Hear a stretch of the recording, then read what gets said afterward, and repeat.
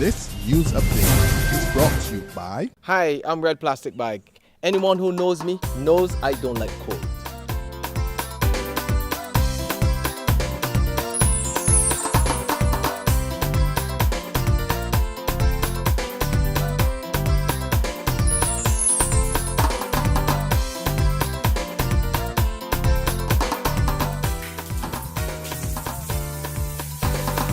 Sunshine reigns in my country. I love it. Get your sun power.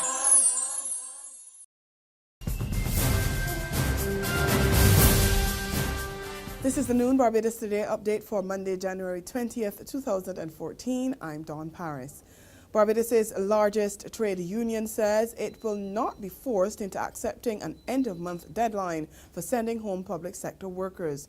Prime Minister Frundle Stewart last week pushed the date for the start of the layoffs from January 15th to month-end at the latest because the list of those who will be going home had still not been completed. But Barbados Workers Union General Secretary Sir Roy Trotman says while he respects the Prime Minister's position, the union has still not received any documentation on how the process will proceed. I'm not fighting with anybody who says they want to see the end of the month. He actually said end of month. That is fair as a proposal. And we are very desirous of making sure that we don't compromise the overall objectives. Because we recognize, and everybody in Barbados recognize, that we have a crisis. But because you have a crisis, you can't bludgeon your way through the solution. And we're not going to sit down and push it back like anybody feels, because it is not in the interest of the country to do that. But if we have got suggestions and we're working them through, the day 30th or 31st of January cannot be held against us. Sir Roy was speaking to Barbados Today after the BWU's Executive Council's annual church service at the St. Philip the Less Anglican Church yesterday. He says the union will wait word from the authorities before agreeing to anything.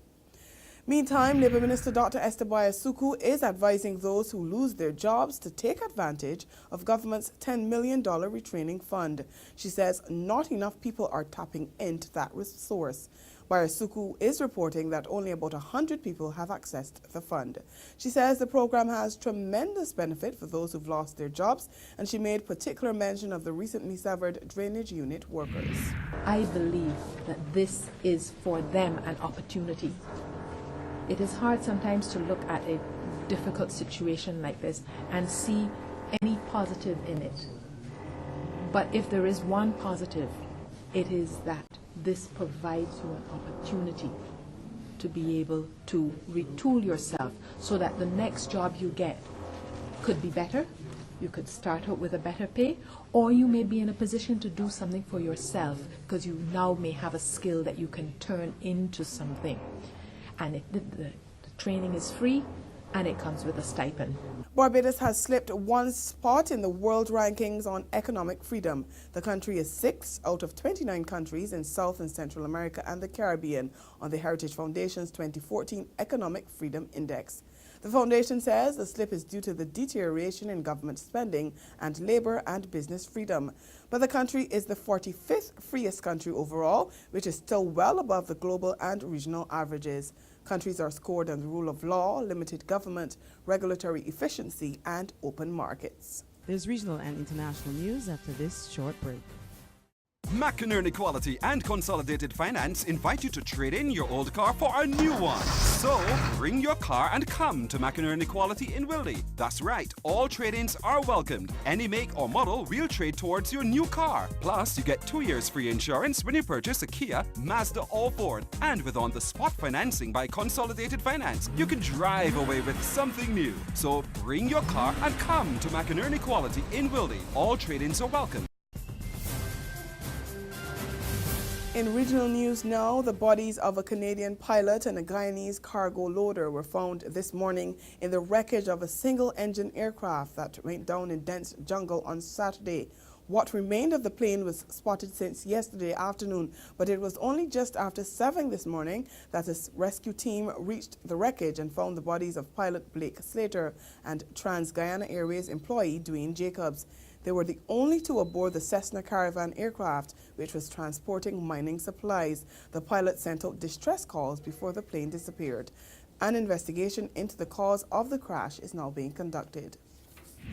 Internationally now, credit card details from almost half of all South Koreans have been stolen and sold to marketing firms. The data was stolen by a computer contractor working for a company called the Korea Credit Bureau.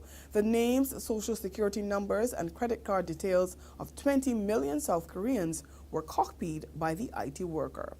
And that's the noon update. Join us again at 6 this evening. In the meantime, you can get more news and sports by logging on to www.barbadostoday.bb, subscribing to our e-paper, and liking us on Facebook.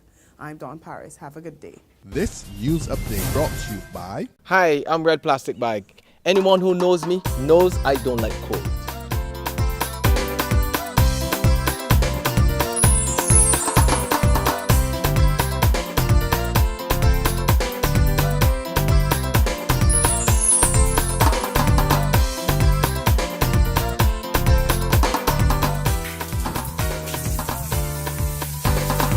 Sunshine reigns in my country. I love it. Catch the sun.